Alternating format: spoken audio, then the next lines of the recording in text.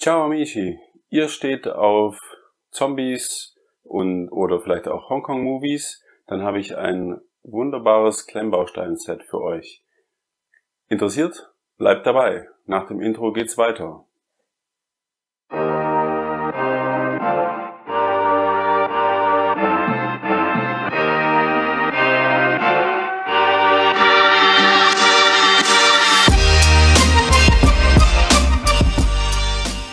Ciao amici, wie angekündigt, ich habe heute ein Set mit am Start, auf das ich mich schon eigentlich seit Monaten freue und das ich auch schon immer wieder in der Community erzählt habe, dass ich das bestellt habe, dass ich das habe. Das ist sogar eine Reihe an Sets im Prinzip.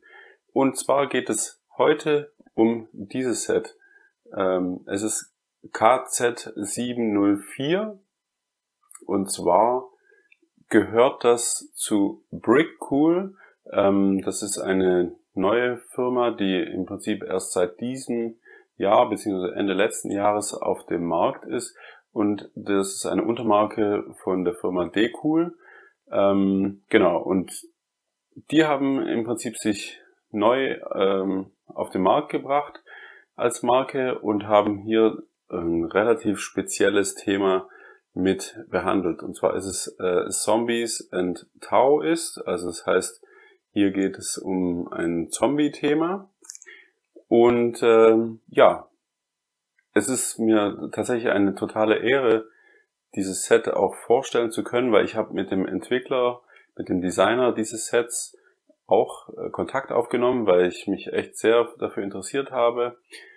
Mich hat das Ganze so an Hongkong-Movies aus den 70er, 80ern erinnert. Und da muss ich kurz ausholen, denn ich habe tatsächlich schon als junger Bub durch den Faible von meinem Vater, der sich gerne, ich sage jetzt mal, Karate-Filme und dadurch auch Hongkong-Movies aus der damaligen Zeit gerne angeschaut habe ich auch immer wieder mit zugeschaut und ja, erstens ein Faible für Jackie Chan Filme und so entwickelt und zweitens aber auch ein Interesse für Hongkong Movies. Und dieses Set hier, das hat mich irgendwie an was erinnert. Und es ist tatsächlich so, der Designer, Yan Ying heißt er, auch bekannt als Beardo Bricks, entwickelt auch einige Designs, kann man auf Instagram sehen. Ich verlinke euch das Ganze auch natürlich in der Infobox unten. Der hat sich an einer Filmreihe, Mr. Vampire nennt sich das, aus den 80ern orientiert und hat quasi diese Ideen hier reinfließen lassen in die gesamte Serie eigentlich, die er hier erstellt hat. Brickcool hat sich dieser Designs angenommen und die auf den Markt gebracht. Sind hier nicht so einfach zu bekommen. Ich habe es über einen China-Shop quasi mir geholt. Ich muss gestehen, ich weiß schon gar nicht mehr welchen. Ich schaue nochmal im Nachgang zu diesem Dreh nach und werde euch das verlinken, wenn ich das nochmal finde. Auf jeden Fall, ja, Teilepreis ist deswegen für mich auch etwas, was ich nochmal nachträglich gucken werde. Ihr werdet es dann in der Infobox finden und das, was ich euch hier reinsetze. Deswegen nagelt mich nicht auf den Preis und auf den Teilepreis fest, denn das ist tatsächlich etwas, was ich gerade so nicht präsent habe, aber was ich euch natürlich sehr, sehr gerne nachliefere. Viel wichtiger ist es für mich, dieses Set euch vorzustellen, weil es tatsächlich so eine Art Kindheitserinnerung ist. Das mag ein bisschen komisch klingen bei einem Zombie-Thema, aber es ist etwas, was mich wirklich total erinnert hat an meine Kindheit. Und ja, wie gesagt, Yan Ying ist der Designer von diesem Set. Den möchte ich hier auf diesem Wege natürlich auch nochmal grüßen und nochmal vielen Dank für die ganzen Infos, die ich bekommen habe. Das auch meine Vermutung, dass es sich hier um ein Hongkong-Movie handelt in der Umsetzung. Das hat er mir dann bestätigt und wir haben uns natürlich auch ein bisschen ausgetauscht. Deswegen wundert euch nicht, wenn ich jetzt noch ein paar Worte auf Englisch verliere, dass ich ihm kurz ein paar Grüße dalasse, denn er hat mir schon gesagt, er würde sich natürlich sehr freuen, wenn ich ihm auch das Video dann nochmal zeige im Nachgang. So, Jan, thank you very much for all the information you shared with me. And I think you've really done a great series of sets, obviously. So I'm really happy to show this set to my German-speaking audience. And yeah, hopefully we will find some information how I really like this set and what I like about those sets. Also in diesem Sinne würde ich sagen, dieses Mal ein bisschen anderer Aufbau als normalerweise. Sonst seid ihr immer sehr gewohnt, dass ich euch wirklich bis ins Detail, sage ich mal, auch Set-Details wie den Preis und Teilezahl und so hier ankündige. Seht's mir bitte nach, dass ich das jetzt im Nachgang euch erst reinbringe. Ich wollte endlich diesen Dreh machen, weil mir dieses Set tatsächlich sehr am Herzen liegt. Und würde sagen, ich gehe dann einfach mal in das Set rein. Und ja, dann sehen wir uns gleich, wenn es ins Review geht. Und bis gleich. Ja, und hier haben wir das Set im aufgebauten Zustand. Ich sag gleich, für mich sind die Figuren immer nur meistens schmuckes Beiwerk. Von daher werde ich nicht genau auf die Figuren eingehen. Ich befasse mich lieber mit dem Set, weil ich finde, insgesamt sind die Bautechniken bzw. wie das Ganze hier im Zusammenspiel wirkt, das, was für mich im Vordergrund steht. Und mir gefällt dieses Set, kann ich vorneweg sagen, richtig gut. Es sind für mich Kindheitserinnerungen, die da geweckt werden. Und ja, ich hatte Spaß beim Bauen. Man sieht schon, wie das Ganze aufgebaut ist. Nichtsdestotrotz möchte ich gerne zunächst auf die Anleitung eingehen. Und die hole ich einfach mal kurz hervor, schiebe das Set ein klein wenig in den Hintergrund. Das ist so, wie das Ganze aussieht. Hier ist Setnummer verbaut, chinesische Zeichen, Schriftzeichen, die ich so nicht entziffern kann, sage ich mal. Aber es geht hier, wie gesagt, ums Thema Zombies and Taoist, angelehnt an Mr. Vampire, eine Filmreihe aus Hongkong. Und Brickcool hat sich diese Sache angenommen. Gehen wir einfach mal hier rein. Und da lässt sich auch gleich sehen, das Ganze ist schon sehr in Richtung, ja, dänischer Marktführer aufgebaut. Denn es sind einzelne Bauschritte. Es ist nicht so, dass es nummerierte Tüten gibt. Es waren einige Tüten dabei, die sind nicht nummeriert gewesen. Aber so vom Bauen her an sich ist das schon Bauschritt für Bauschritt relativ einfach. Also es ist nichts irgendwie ausgegraut, sondern zum Beispiel man sieht hier, was steckt man drauf, also welche Teile brauche ich und was steckt man wie wo drauf. Da ist dann mit den roten Pfeilen dann oft signalisiert, wie es genau drauf gesteckt werden soll. Kompliziert wird's manchmal, wenn man gleiche Farben hat. Da sieht man dann nicht immer gleich, wie das Ganze hingehört. Und ansonsten müsste ich mal gucken, weil ich glaube auch die Pflanzen beispielsweise, ich finde es manchmal ziemlich schwierig zu sehen. Hier zum Beispiel, wie gehört diese dunkelgrüne Pflanze auf das Ganze drauf. Also das ist tatsächlich dann ein bisschen schwierig. Ich bin mir auch nicht ganz sicher, ob ich das überall richtig gelöst habe. Aber ich finde jetzt im Endeffekt wirkt das Ganze richtig schön. Wie gesagt, ich kann es gar nicht sagen, ob ich es richtig gebaut habe oder nicht. Für mich sah es jetzt richtig aus. Aber ja, ganz sicher kann ich es nicht sagen. Und das Ganze hat insgesamt, haben wir 106 Bauschritte, 70 Seiten, wo das Ganze gebaut wird. Und hier nochmal das Endergebnis auf der Rückseite. Genau, also da sieht man auch nochmal, was da so alles dabei ist. Und so ist das Ganze als Set dann wiederzufinden. Kurz vorneweg, mir hat tatsächlich ein Teil gefehlt. Hier fehlt so ein Schwertspitze, das sollten eigentlich 3 sein. Das hat tatsächlich gefehlt. Ansonsten ist alles dabei.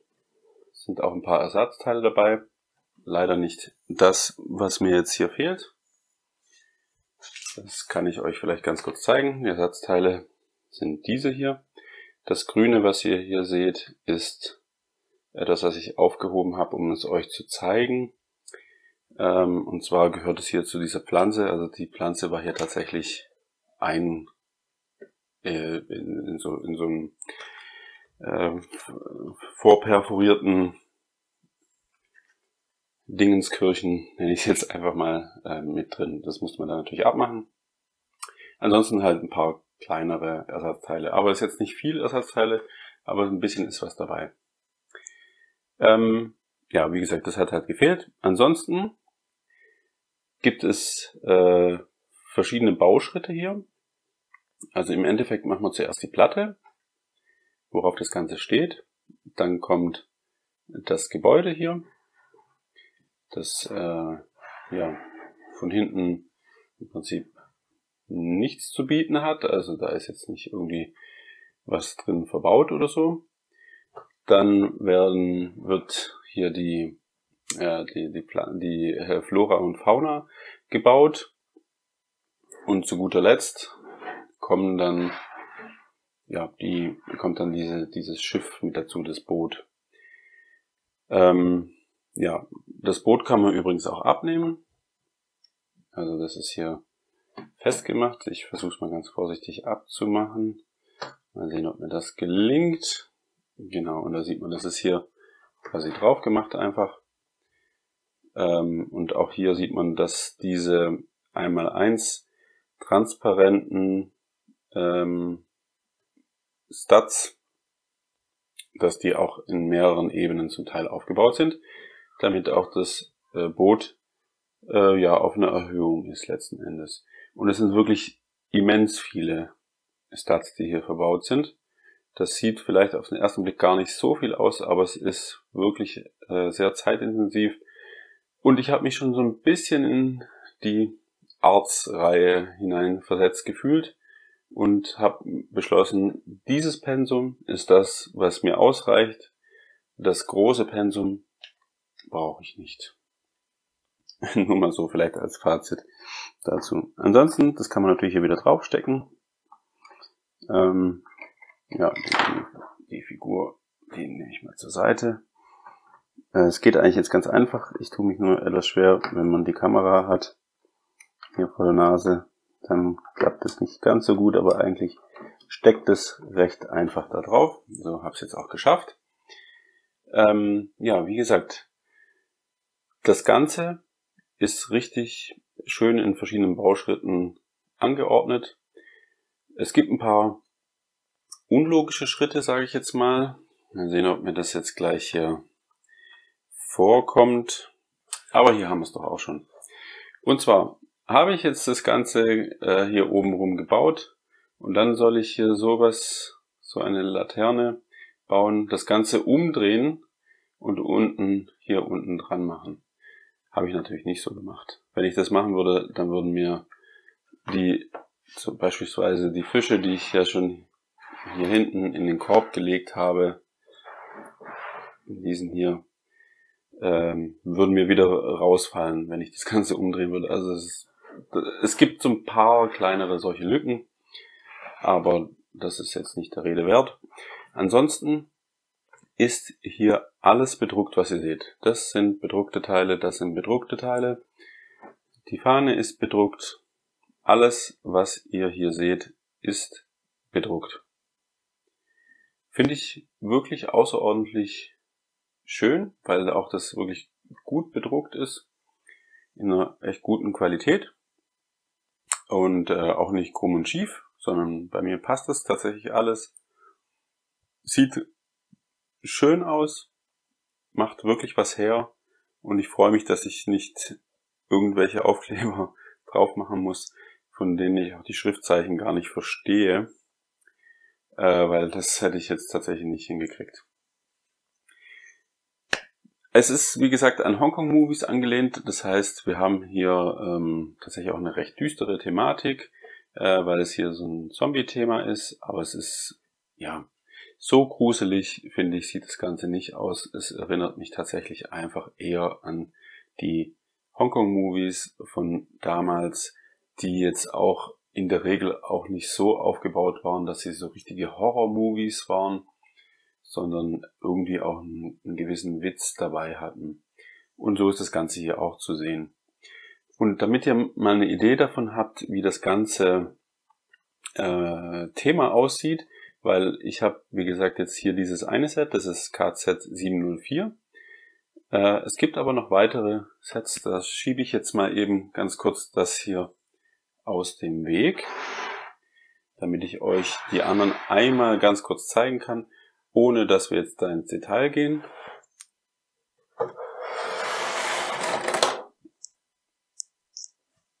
So, da habe ich es gleich mal auseinandergebaut, aber das ist kein Problem. Das dürften wir wieder so schnell hinkriegen. Jo, das ist das Ganze. Es sind 3 Sets noch dazu, also das müsste KZ 701, 702, 703 sein. Und sind im Prinzip 3 Szenen, auch aus diesen Filmen, aus der Filmreihe. Und ja, ist auch mit goldenen Teilen sieht man, also wirklich Chromgold dabei, auch manche Schwerter, das hier. Es ist richtig schön gemacht.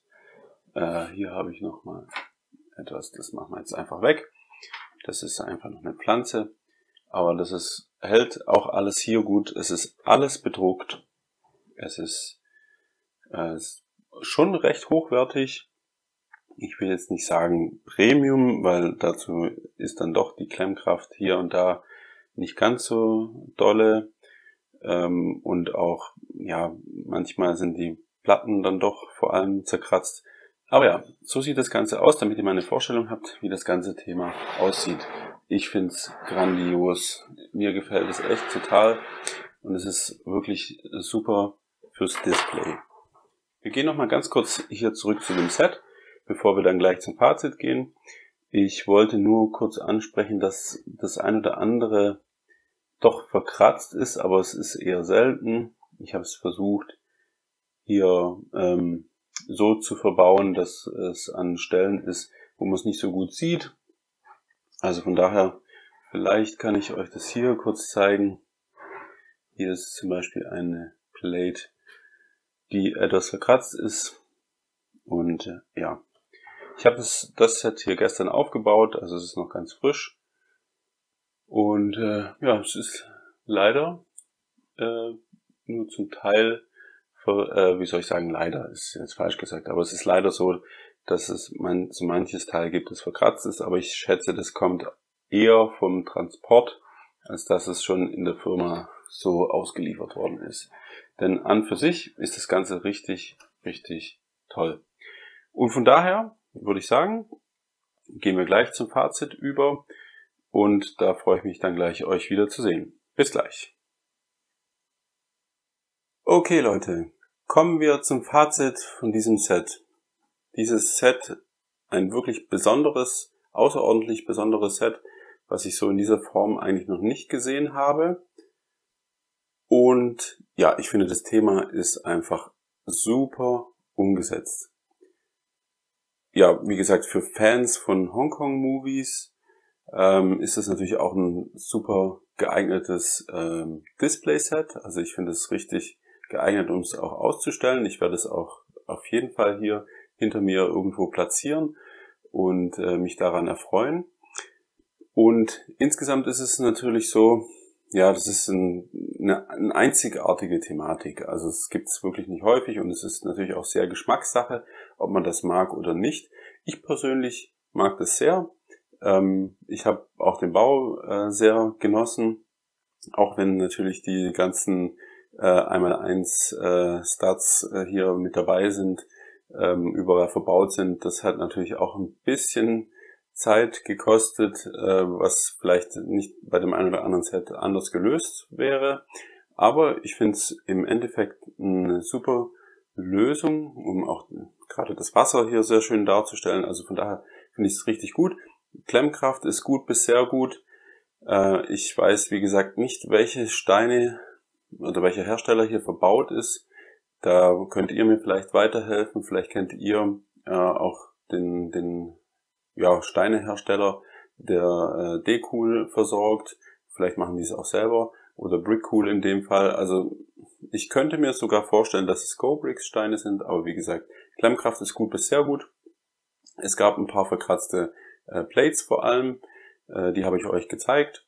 Die Farbtreue ist wirklich gut. Das finde ich auch bemerkenswert, dass das wirklich auch passt, weil ja auch verschiedene Farben mit verbaut sind und die aber auch sehr, sehr prägend sind.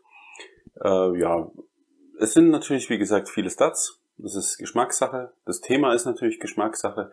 Von daher, ich kann es euch im Prinzip nur empfehlen, aber ihr solltet natürlich auch einen gewissen Draht zu der Thematik haben, denn ansonsten fangt ihr sehr wahrscheinlich nicht so viel damit an.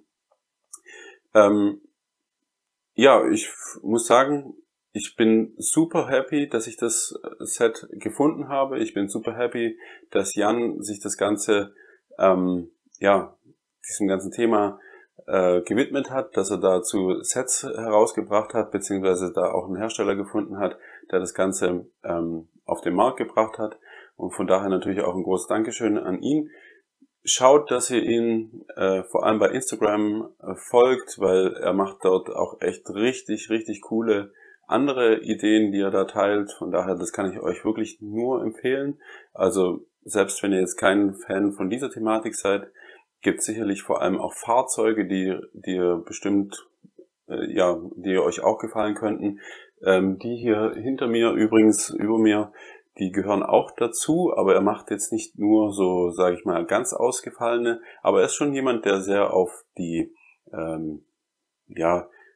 Einzigartigkeit eines Sets setzt und da auch schaut, dass er Farben verbaut, die auch glänzen beispielsweise, also er hat auch gerne Gold und Silber dabei. Ja, ich finde es auf jeden Fall ein cooles Set, eine coole Reihe an für sich und von daher hoffe ich, dass ich euch mal was zeigen konnte, was ihr so vielleicht noch nicht gesehen habt und würde mich auf jeden Fall freuen auf Feedback, was ihr von dieser Thematik, von diesen Sets haltet und freue mich dann auf jeden Fall aufs nächste Video. Bis dahin, bleibt mir treu, habt eine gute Zeit und ich wünsche euch alles Gute. Bis zum nächsten Mal. Ciao, arrivederci. Ci vediamo. Ciao, ciao.